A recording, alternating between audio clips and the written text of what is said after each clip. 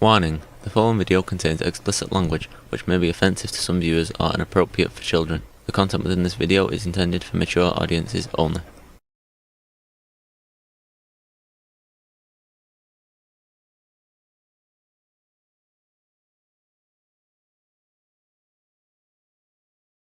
Warning: this video contains spoilers for the 1980 movie Saturn III.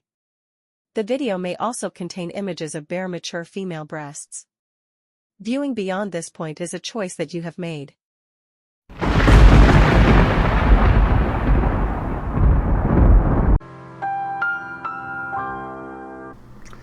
Hello and welcome to this video. I'm continuing in this I'm kind of on this movie kick right now, so we are going to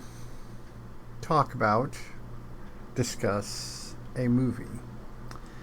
I guess technically, legally, it's a movie called Saturn III. The movie stars Farrah Fawcett, Harvey Keitel, and Kirk Douglas. The original script, or the original concept for it, was created by a man named John Barry. John Barry had worked on movies like Star Wars, the original Christopher Reeve Superman, and things like that. He came up with a concept and was shopping it around when this movie that Fox did as a follow-up to that little Lucas film a couple years called Alien. Or Lucas did Star Wars a few years before, then Century 20th Fox followed up with Alien. And Universal said, we need some of that sci-fi cash. So basically they took an idea that should have taken much longer to flesh out and build, and they rushed it. John Barry was slated to be the director.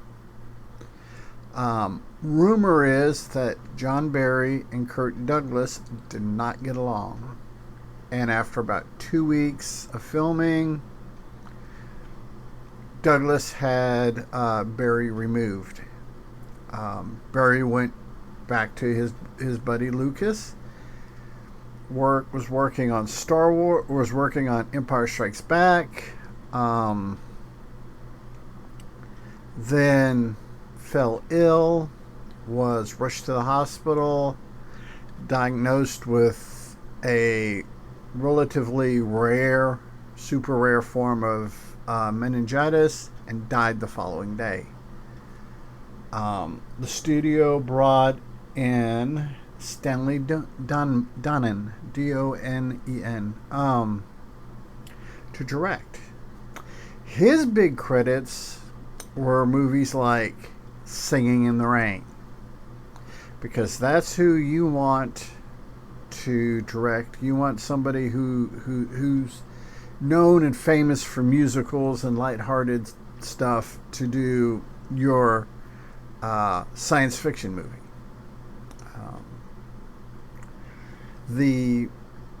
Basically, here's what IMDb says about the movie. This is their little splash page on it. It says, 2 lovers stationed at a remote base in an asteroid belt of Saturn are intruded upon by an anal retentive technocrat from Earth and his charge, a malevolent 8-foot tall robot. And that is a fairly kind of accurate description. A better way to describe this movie would be You have two hippies that scored a job with the government, tending a hydroponics farm on an asteroid in one of Saturn's rings, and you have a technocrat who is a company man and hates hippies, showing up to wreak havoc, and he falls in love with the female hippie. The Kirk Douglas and Farrah Fawcett being the hippies.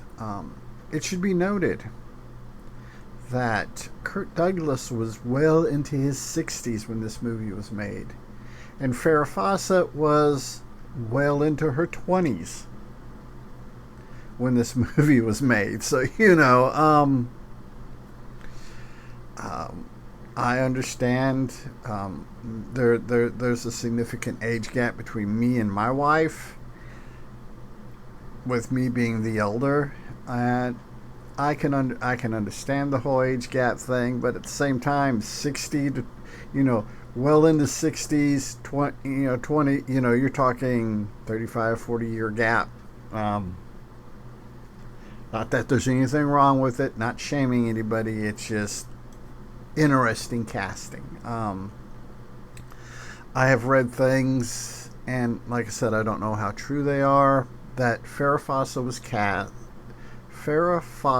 was cast simply because of the sex appeal that was generated when she did Logan's Run, and basically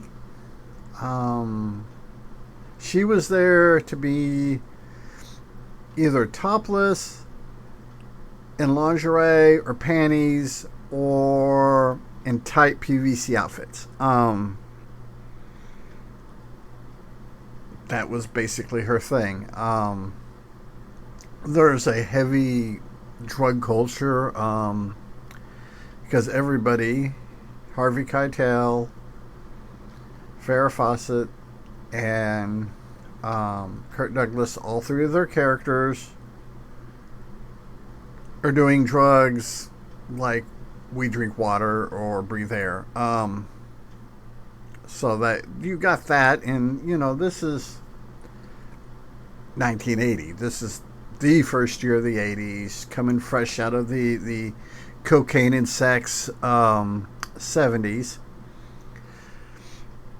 And so yeah, there's that, and you have the robot Hector.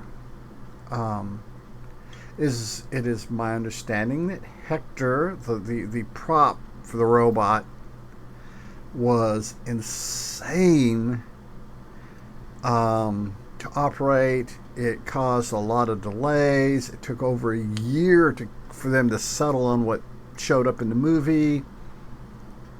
And interviews after the movie had come out with Farrah Fawcett on Johnny Carson, she expressed that she was terrified of the robot, the way it moved, the way that it had to be constructed, its size because of the technology at the time. And when she's screaming out of genuine fear. She was that, it wasn't not necessarily her character that was scared, it was her. Let me see what her character's name was. I can't remember. Alex. And Kirk Douglas's character was Adam. Harvey Keitel played Benson. Which, here's another interesting thing. The director, our Singing in the Rain director, did not like Harvey Keitel's heavy Brooklyn accent. So he had it dubbed over. This kind of upset Keitel, and basically he just kind of, for a while there, just kind of refused to have any association with the project. refused to come and do reshoots and what have you. So we have that. It is just really, this movie has more bizarre behind the scenes stuff than it does on the screen, and there's some bizarre crap on the screen. Our robot Hector, like I said, is like 8 foot tall. Scared Farrah Fawcett, and like I said, when she's running in terror or screaming, that's Farrah Fawcett being scared, not necessarily her character Alex, but that's Farrah. The robot is powered by brain tissue, living brain tissue. I can't remember right offhand if it's human brain tissue or if just generic brain tissue. It malfunctions. Harvey Keitel comes in, programs it with his own brain. The problem lies that Harvey Keitel's character Benson is a sociopath, rapist, and that gets imprinted onto Hector the robot. And Benson, Harvey Keitel's character, has a thing for Farrah, Farrah's character Alex. So when he reprograms the Hector with his own brain, guess what Hector has? Yeah, Hector has a fetish. We'll call it that because we're going to be nice. So yeah, and we go through the movie. You have the action, you have the adventure. You have some extremely, extremely beautiful sets. The sets are beautiful. A lot of the props are very nice. But because the script and the concept and all that was rushed, everything are four main characters, Hector, Benson, Alex, and Adam, come across as wooden, and this movie comes across as a cash grab. And kind of what it is, because that's Universal Pictures wanted some of that sci-fi money. So we get to the end of the movie. Spoilers.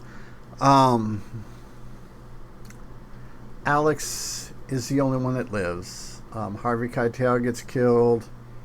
The robot gets killed. Kirk Douglas gets killed. She makes it back and she decides to go to Earth, and that's how the movie ends. The movie cost Universal about $10 million to make, and that only brought its theatrical run only brought in $9 million. So yeah, it bombed by like a lot. So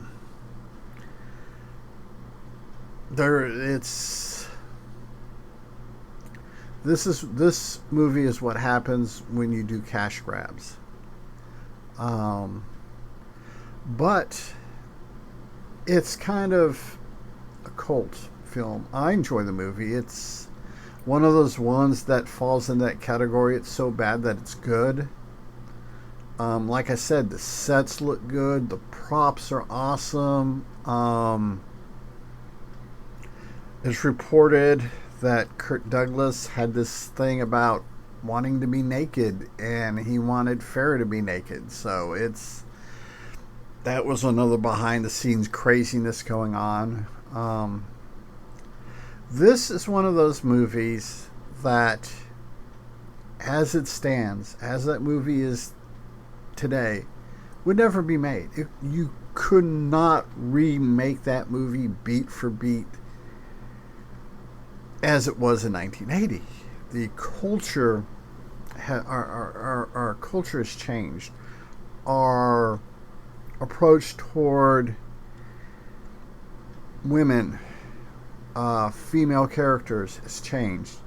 Back in 1980, with the exception of Ellen Ripley in Alien, most of your female characters were there to show us their boobies and to scream a lot.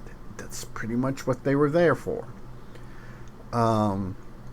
So you get that craziness going on. What I would like to see is to take the original Barry concept and hammer it out. Just develop it for the modern audience.